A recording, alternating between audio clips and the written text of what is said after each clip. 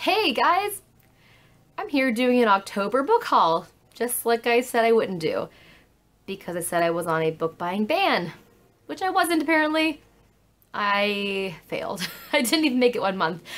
But I will say, I bought significantly less books than I usually do, and what I paid for my books were like next to nothing. And so I have reasons for all of them, even though you don't probably care about me justifying my purchases. I feel like I have to justify them. So just stick with me and I'm gonna tell you what I bought, which wasn't a whole lot, but you know, if you didn't vlog it, it didn't happen. You know how that goes. The first book that I picked up was A Monster Cause by Patrick Ness. And the only reason I bought this was because it was $5. It's a $12 book, and I happened to walk into Target at the very beginning of October. And as usual, because Target is a big old creeper, my phone blew up with the Cartwheel app. Like, you walk into the store and your phone knows that you're in Target, and so it pops up and tells you to look at it's creepy, right? So I checked it, and it said that one of the top deals was half off of A Monster Cause.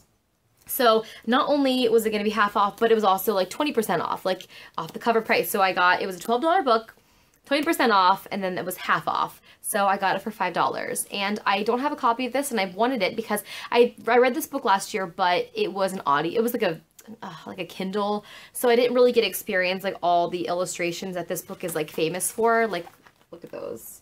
Like, so dark and cool and gritty, and so this book is famous for its illustrations.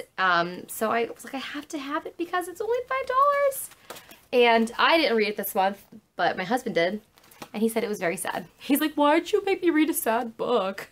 Because it's good. He reads sci-fi, so his stuff isn't like realistic and sad.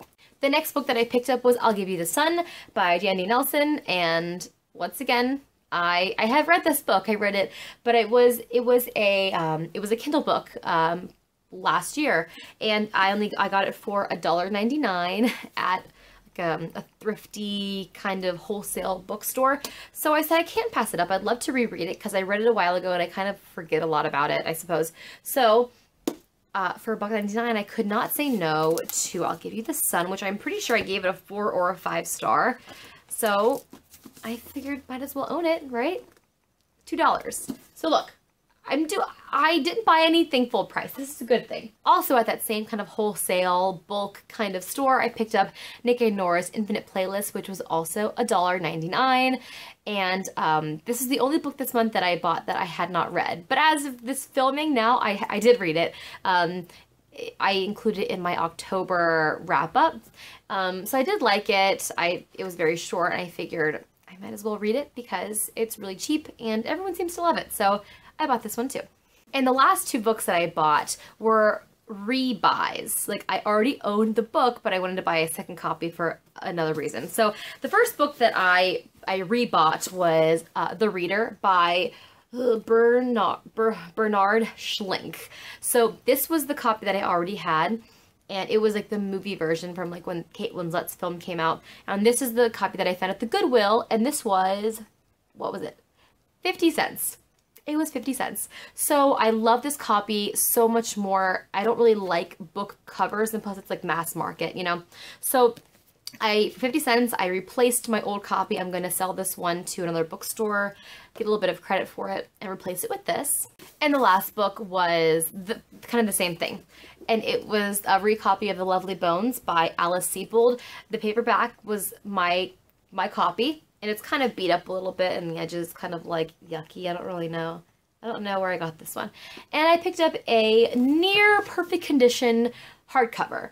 So The Lovely Bones is one of my favorite books, and I figured this was $1. So I figured for $1, I might as well replace one of my favorite books and have a nice looking hardcover. And that's exactly what I did. And it looks perfect. It looks like it's been read once, maybe. So I get to, once again, I'm going to turn this into a used bookstore, see if I can get a little bit of credit for this, and replace it with this one right there. So these are the books that I bought this month, which I think totally fine. And I only spent $10.50, and that was $5. So everything else was, I mean, $1 or $2. So I don't feel bad about buying these books, even though I'm on a technical book buying ban. I just happened to come across some of them and I had good reasons for buying them. So, yeah, that's my October haul. Very small, very short, and very concise. And hopefully I won't have a haul in November because hopefully I get back on the no purchasing bandwagon and get to reading books that I already have. All right, there we go. All right, I'll see you guys later. Bye!